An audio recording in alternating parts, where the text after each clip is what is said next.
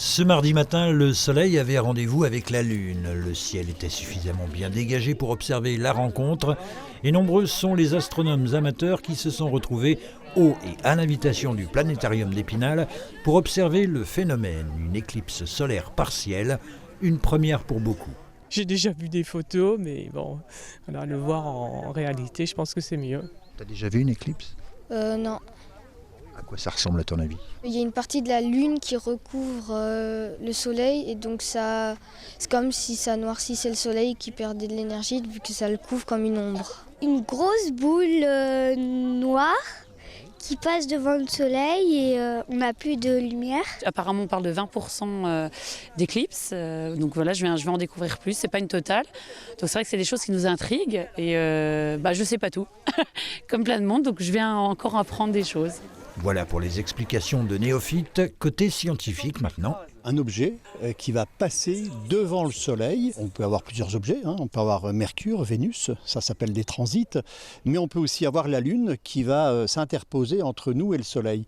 Et la Lune est un peu particulière parce qu'on a une chance inouïe, c'est que la Lune elle est 400 fois plus petite que le Soleil, mais également 400 fois plus proche. Et par conséquent, les deux diamètres apparents sont identiques. Donc ce qui va permettre de pouvoir occulter le Soleil complètement. Il y a une occultation, mais elle est visible carrément dans l'espace. Sur Terre, on n'a qu'une visibilité partielle. Mais on n'observe pas la Lune grignoter le Soleil sans un minimum de précaution. Gare aux lésions rétiniennes, quelquefois irréversibles. Et seulement quand vous l'avez devant les yeux, seulement à ce moment-là, vous levez le regard et vous allez chercher le soleil. On prend vraiment le temps de préciser aux gens comment utiliser le filtre, comment observer le soleil et ne pas faire ça à la légère parce qu'ils ont tous envie d'observer, mais il ne faut pas que ce soit à leurs dépens. Ça me donne un peu la chair de poule. Enfin, je sais pas, c'est quelque chose de magique en fait. On peut rien faire face à cette nature, donc voilà. Je trouve ça super impressionnant. On voit le soleil en blanc-bleu, puis on voit pas la lune, on voit juste qu'il manque un bout du soleil.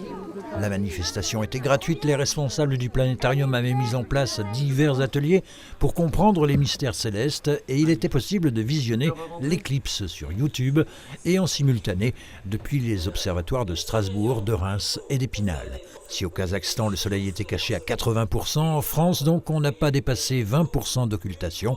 La prochaine éclipse partielle de soleil sera visible en France en mars 2025, en 2026 également avec cette fois plus de 90% d'occultation et donc un phénomène de pénombre en plein jour.